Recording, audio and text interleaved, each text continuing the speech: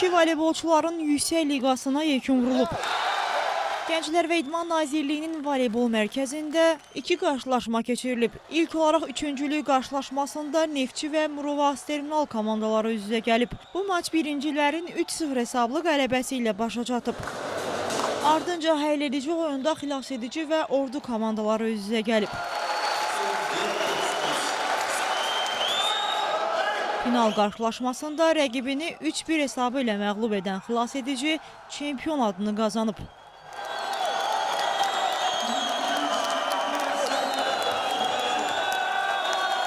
Çox gərgin oyun keçdi. İlk öncəliklə komanda rəhbərliyini təbrik edirəm. Komanda yoldaşlarım, məşqçiləri və federasiya rəhbərliklərini, nümayəndələrini təbrik edirəm ki, belə gözəl təşkilatçılıq eləyiblər. Bildiyiniz kimi biz həm Avrokuboklar oynayırdıq, həm ölkə çempionatı.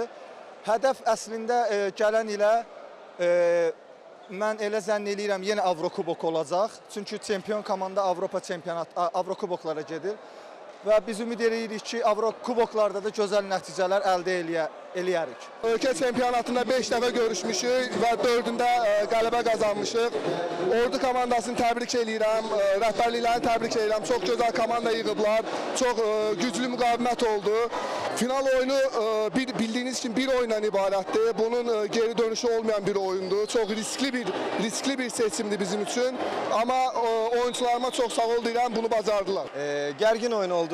Özünüz də gördünüz, şahid oldunuz ki, Ordu komandası hətta 3-cü seti qalib gəlsəydi, bəlkə də bugün sonuc başqaydı, amma demək qismət bizim deyil.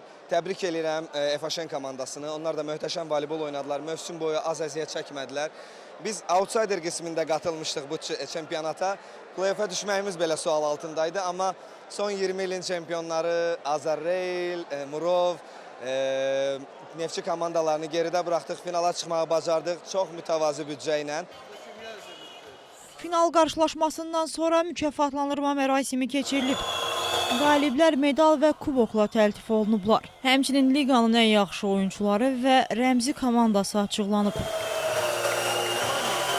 Ən dəyərli oyuncu xilasedicidən Rodriguez, ən gənc və perspektivli oyuncu Murovas Terminaldan Fərhad Cenkel, ən yaxşı toplayıcı xilasedicidən Roman Gurski, ən yaxşı hücumçular xilasedicidən Popletev və Ordudan Rabel, ən yaxşı libero Ordudan Kənan Allahverdiyev, ən yaxşı orta oyuncular xilasedicidən Almora və Neftçidən Aleksandr, ən yaxşı diagonal oyuncu isə Neftçidən Şose seçilib.